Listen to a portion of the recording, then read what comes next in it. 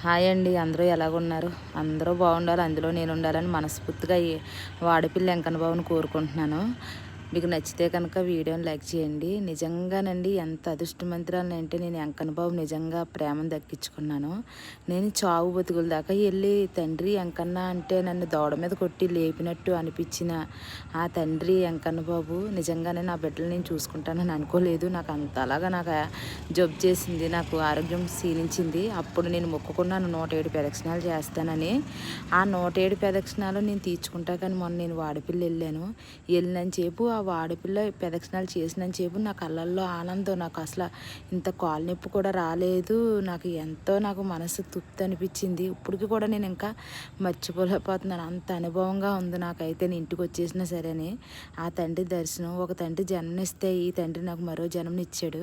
నిజంగా ఈయన అనుకుంటే అవ్వందంటే ఏమి ఉండదండి వాడపిల్లి వెంకన్న బాబు. నిజంగా నమ్మి చూడండి, ఆ సత్యం ఏంటో మీకే తెలుస్తుంది. నిజంగానే మీకు నమ్మకం ఉంటే గోయిందా అని కామెంట్ పెట్టండి. నాకు